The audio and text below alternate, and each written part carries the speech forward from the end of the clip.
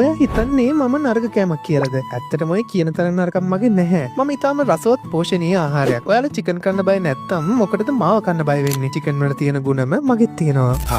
රැවටුණා නේද? ඔයා හිතන්නේ මම නිකම්ම ෆැන්සි කෑමක් කියලාද? ඔයාගේ දිව රවට්ටන්න මට පුළුවන්. මගේ තියෙන්නේ මස් අඹරලා රසායනික විස සහ ලුණු මිශ්‍ර කරලා කෘත්‍රිම සමක් තුල සිර කරලා නැවත පණ දුන් සොම්බි ආහාරයක්. මං ඔයාගේ ඇඟ ඇතුළට ගියාම කරන දේවල් දන්නවනම් ඔය ජීවිතේට මාව කටේවත් තියන්නේ නැහැ. මගේ ඇතුළේ තියෙන අධික සෝඩියම් ප්‍රමාණය ඔයාගේ රුධිර පීඩනය එකපාරට මිහල් නංවනවා. ඒකෙන් ඔයාගේ හදවතට දරා ගන්න බැරි තරම් පීඩනයක් එනවා. මම තමයි සයිලන්ට් කිලර්. ලෝක සෞඛ්‍ය සංවිධානය WHO එක මාව වර්ග කරලා තියෙන්නේ පිළිකාකාරකයක් විදියට. මාව ප්‍රොසෙස් මීට් තරයට වැටෙන්නේ මාව හැදෙන්න පාවිච්චි කරන නයිට්‍රේට්ස් සහ නයිට්‍රයිට්ස් නිසා. මේ ඔයාගේ බඩවැල් වලට ගිහින් පිළිකා ඇති කරනවා. ඔයාගේ දිවට මම රස වුණාට මගේ ඇතුලේ තියෙන අධික ට්‍රාන්ස් ෆැට්ස් සහ සැචුරේටඩ් ෆැට්ස් ඔයාගේ රුධිර නාලවල කොලෙස්ටරෝල් තැම්පත් කරනවා. ඒකෙන් හෘද රෝග සහ ආඝාතයන එක මම සහතික කරනවා. මට ඔයා වැබ්බැහි කරගන්න පුළුවන්. මගේ ඇතුලේ තියෙන සැඟවුණු සීන සහ කෘත්‍රිම රසකාරක නිසා ඔයාට මාව කන්න ආයෙත් හිතෙනවා. ඒක හරියට මම ඔයාගේ ශරීරය පාලනය කරනවා වගේ. ඉතින් දැන්වත් තේරුණාද මම මොන තරම් භයානක කෙනෙක්ද කියලා? මාව කණ එක නවත්තලා ඔයාගේ ඇඟට හොඳ දෙයක් ගන්න. ඒක තමයි ඔයාගේ සර්වයිවල්